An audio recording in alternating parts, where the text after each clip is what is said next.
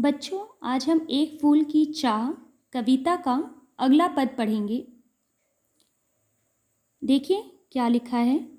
क्रमशः कंठ क्षीण हो आया, शिथिल हुए अवयव सारे, बैठा था नव नव उपाय का। नव नव मतलब नए नए, उपाय मतलब सल्यूशन। चिंता में मैं मन मारे मतलब मन मारे मतलब मन मार के बैठा था कि इसका सल्यूशन कैसे निकालूं, बेटी को कैसे ठीक करूं। जान सकाना प्रभात सजग से, प्रभात का अर्थ होता है सुबह। हुए हुई अलस कब दोपहरी, पिता को पता ही नहीं चला कब सुबह हुई, सुबह से कब दोपहर हुआ। स्वर्ण घनों में कब रवि डूबा, कब लौटी ई संध्या गहरी। सभी ओर दिखलाई दी बस अंधकार की ही छाया, छोटी सी बच्ची को ग्रसने कितना बड़ा तिमिर आया। तिमिर का अर्थ होता है अंधकार।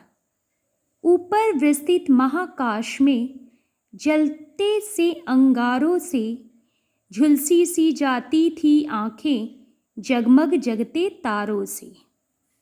ध्यान दीजिए, ये हम पढ़ते हैं। क्रमशः कंठ क्षीण हो आया, शिथिल हुए अवयव सारे, बैठा था नव नव उपाय का, चिंता में मैं यहाँ पिता है मन सारे।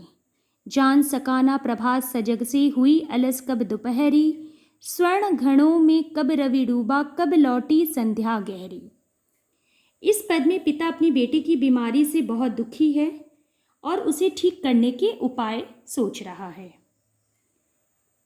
पिता सोचता है कि उसकी बेटी का जो कंठ है वो सूख गया है और सभी अंग शिथिल हो गए हैं, अर्थात शून्य हो गए हैं। मतलब बॉडी काम नहीं कर रहा, शून्य पड़ा हुआ है, बुखार इतनी ज़्यादा है। उसके पिता अपने मन में नए नए उपायों के बारे में सोचकर दुखी बैठे हैं। उसे यह भी पता नहीं चला कि कब सुबह से आलस लाने वाली दोपहर हो गई और कब सूर्य बादलों में डूब गया और न जाने कब शाम हो गई। इसमें सभी ओर दिखलाई दी बस अंधकार की ही छाया, छोटी सी बच्ची को ग्रसने कितना बड़ा तिमिर आया। ऊपर विस्तृत महाकाश में जलते से अंगारों से झुलसी सी जाती थी आंखें, जगमग जगते तारों से। इसमें कवि कहते हैं कि सभी ओर पिता को अंधकार ही अंधकार दिखाई दे रहा है। उस छोटी सी बच्ची के प्राण लेने के लिए कितना बड़ा अंधकार आया है। ऊपर विस्तृत आकाश मतलब बड़ा आकाश में मानो अंगारे जल रहे हों, जिनसे उनकी आंखें झुलस गई हैं। अंगारे मतलब आग।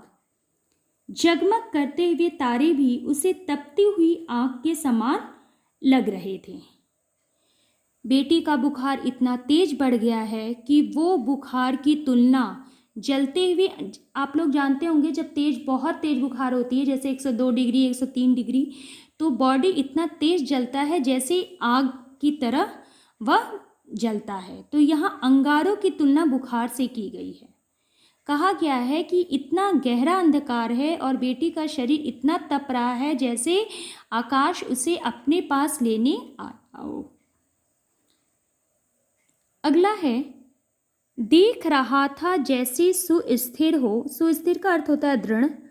नहीं बैठती थी क्षण भर। अब पिता सोचता है कि पहले वह 1 मिनट भी कहीं बैठती नहीं थी, कितना मैं उसको रोकता था, और आज ये दिन है कि पिता उसकी आवाज़ सुनने के लिए तरस रहा है। उसकी बोली बंद हो चुकी है, शरीर काम करना मतलब शून्य सा पड़ा हुआ है, एकदम शांत स्थिर वह पड़ी हुई है।